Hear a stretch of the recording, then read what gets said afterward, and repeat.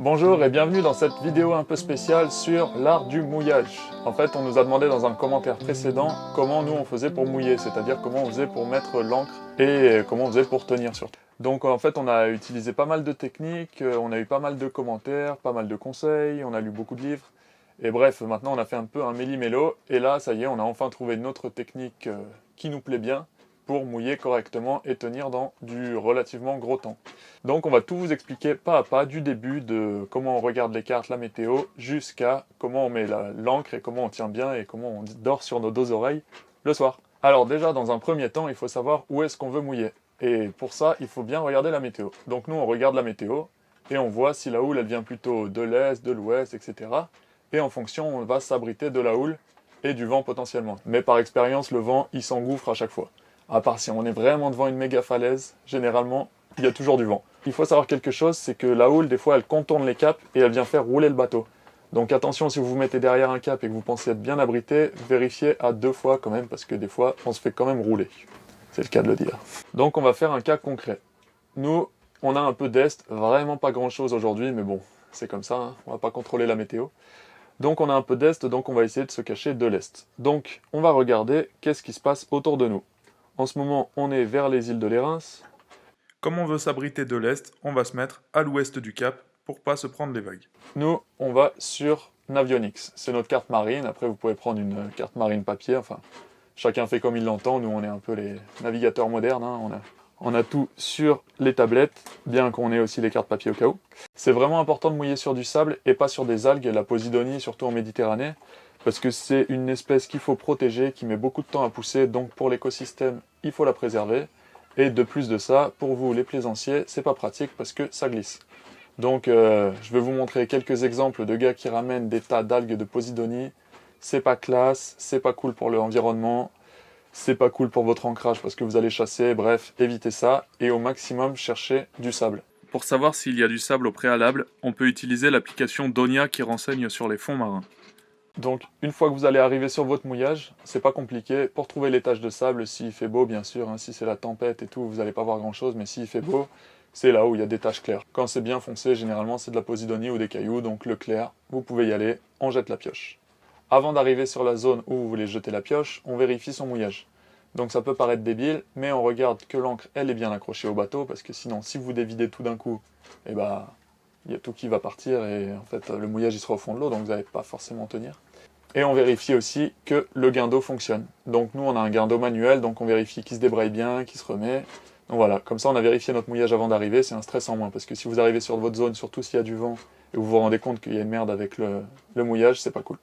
On arrive sur notre zone. Ce qu'il va falloir faire en premier temps, c'est regarder d'où est-ce que le vent vient. Pour ça, c'est pas compliqué, s'il y a d'autres bateaux, vous allez voir, tout le monde est aligné face au vent. Donc en fait, la chaîne, elle va se tendre et elle va être devant les autres bateaux. Donc là, on voit d'où est-ce que le vent vient. On va faire un petit tour de repérage. Donc là, on met le sondeur en marche, on regarde, on fait attention aux rochers sur la carte, on fait attention au fond, on fait notre petit tour, et on essaye de se mettre un peu loin des autres bateaux. Enfin, on essaye de ne pas se mettre trop près pour pas leur rentrer dedans. Comme le vent a soufflé, on sait que l'ancre des bateaux, elle est environ à, ça dépend combien ils ont lâché de chaîne en fait, mais entre 10 et 50 mètres devant le bateau. Et comme ça, on a une idée de où est-ce qu'elles sont les autres ancres. Quand il y a du vent, on sait où est-ce qu'elle est l'ancre. Mais par contre, quand il n'y a pas de vent, il faut faire attention parce qu'en fait, ça peut faire des zigzags. Et quand il n'y a pas de vent, l'ancre, elle peut être n'importe où. Donc là, c'est à vous de bien regarder. Généralement, s'il n'y a pas de vent, il y a une bonne visibilité. Donc essayez de regarder un peu comment sont placées les ancres. Ce qu'on aime bien faire, nous, c'est qu'on essaye de se mettre un peu derrière les autres. Comme ça, on jette l'ancre. Et une fois que la chaîne elle est dévidée, on va se retrouver bien derrière. Parce que ce qui est risqué, c'est de se mettre un peu devant, de jeter l'ancre et de se rendre compte qu'une fois qu'on a dévidé toute la chaîne, on est sur l'autre bateau. Donc nous, on se met un peu derrière, on jette l'ancre, des fois on la jette même pratiquement au niveau du bateau, on laisse filer, et comme ça on se retrouve 30 mètres derrière si on a lâché 30 mètres de chaîne. Donc une fois qu'on a bien choisi son emplacement pour mettre l'ancre, qu'on a repéré notre petite tache de sable, on y va. On y va vraiment au pas, au ralenti, on fait un demi-tour, on se met face au vent. Ensuite, une fois qu'on est bien arrêté, s'il y a un peu de vent, il n'y a pas forcément besoin de mettre une marche arrière, c'est le vent qui va vous faire reculer. Sinon, on met une petite marche arrière pour bien arrêter le bateau. Et une fois que le bateau est à l'arrêt, on dit à celui qui est au guindeau, c'est bon, tu peux y aller. Et nous, ce qu'on fait, c'est qu'on lâche environ un peu plus qu'une hauteur d'eau. Donc il lâche la chaîne jusqu'à ce que l'ancre, elle tape le fond. Une fois que l'ancre, elle est au fond sur le sable, il lâche petit à petit. Et moi, pendant ce temps-là, soit soit je mets une petite marche arrière s'il n'y a pas beaucoup de vent, soit je me laisse reculer avec le vent. Et en fait, on lâche au fur et à mesure pour que la chaîne, elle s'étale bien sur le fond, pour pas faire un gros pâté et tout lâcher d'un coup. Marche arrière.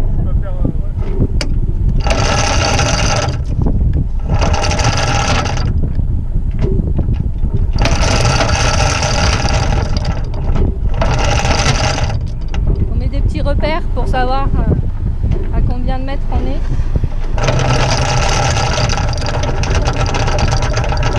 Donc on lâche, on lâche, on lâche. La chaîne s'étale le long du fond.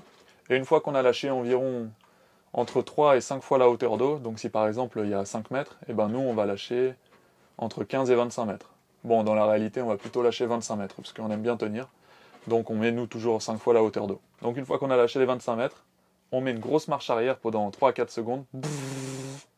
Là, ça va venir, ça va tendre, et en fait, la chaîne elle va se tendre comme si on s'était pris une grosse rafale, et tac, ça va piocher l'ancre, et en fait elle va venir s'enfoncer dans le sable. Et ben une fois qu'elle est enfoncée dans le sable, ça y est, on a gagné, on est bien ancré. Et là, grosse marche arrière. Et on touche.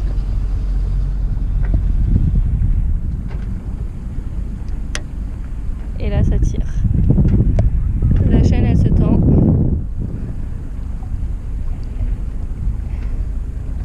Et voilà. Faites attention à pas non plus trop tirer comme un bœuf sur la marche arrière, pour pas, parce que si vous êtes pioché et que vous tirez sur la marche arrière, ça va pas faire du bien à votre moteur, votre arbre d'hélice, etc. Donc 3-4 secondes, juste le temps d'avoir un peu d'inertie, et hop, ça vient piocher.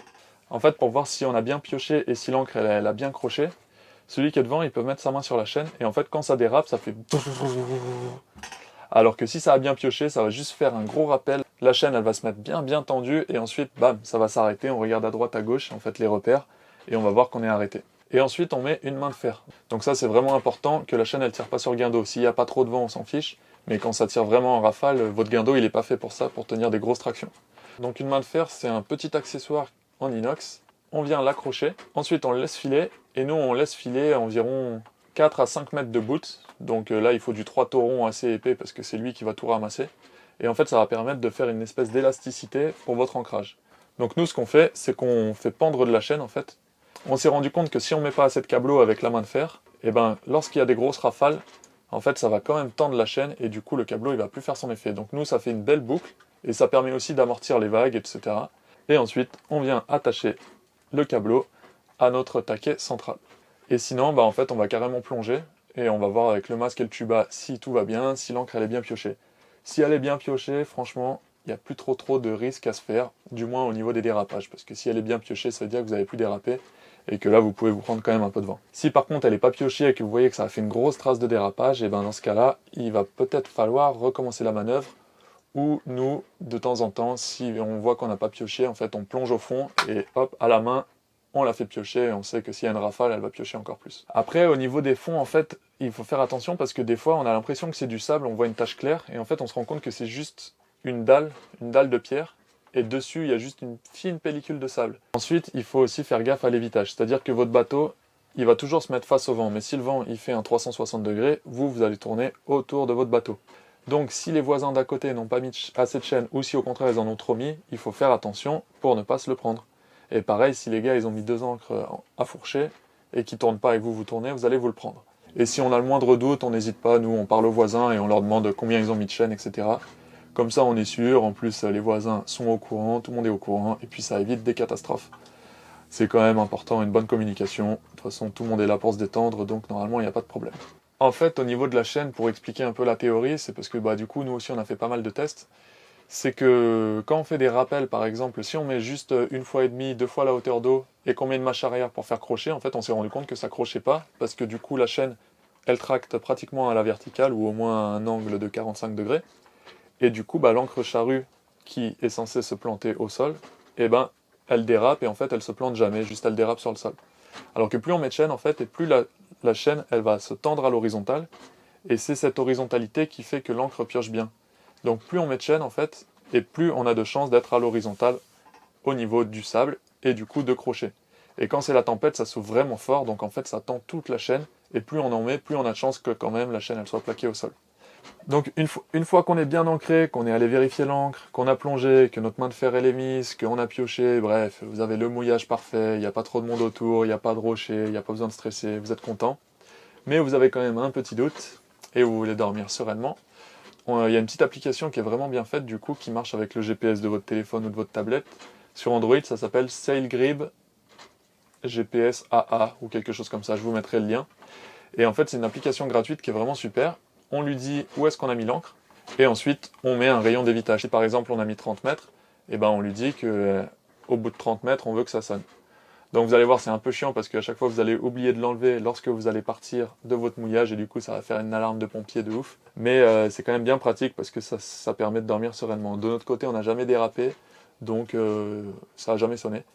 Mais c'est une petite sécurité, et n'oubliez pas quand même de le charger pendant la nuit parce que ça pompe un peu de batterie. Donc avec ça, normalement, vous devriez avoir un mouillage plutôt serein et passer de belles vacances. Pour la deuxième partie, là c'est vraiment la crise, ils annoncent un gros coup de vent et le port d'à côté est complet soi-disant et ne veut pas vous accepter. Qu'est-ce qu'il vous reste à faire? Il vous reste à empenneler. Ou alors à faire confiance à votre mouillage principal, normalement il devrait tenir, mais sait-on jamais. Donc vous êtes bien abrité de la houle, bien du vent, il n'y a personne aux alentours, vous avez une belle plage de sable. Qu'est-ce que vous allez faire? Donc dans la théorie, empenneler, il y a pas mal de choses qui se disent, même sur le cours des Glénans, on a testé leur technique qui ne nous a pas convaincus.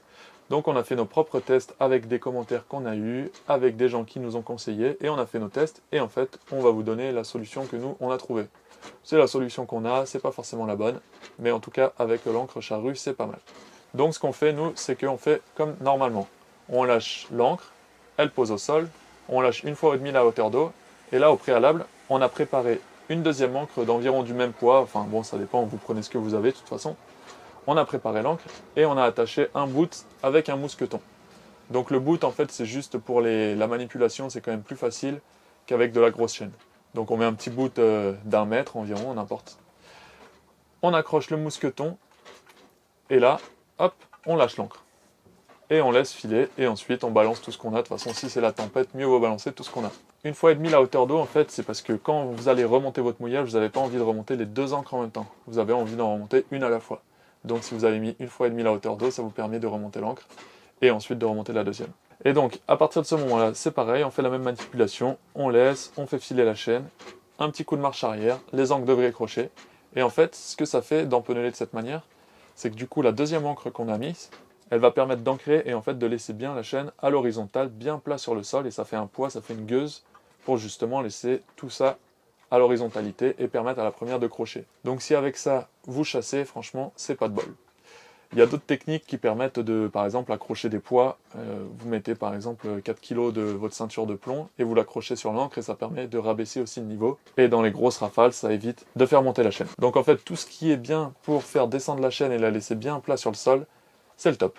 Donc voilà, de notre côté, on s'est pris quand même du gros temps, on avait empennelé et on était content de l'avoir fait, surtout qu'on n'avait pas trop le droit d'éviter, donc en fait on a empennelé et ça nous a permis de ne pas lâcher toute notre chaîne, parce qu'on n'avait pas le droit de lâcher toute notre chaîne, sinon on se prenait des rochers à droite à gauche.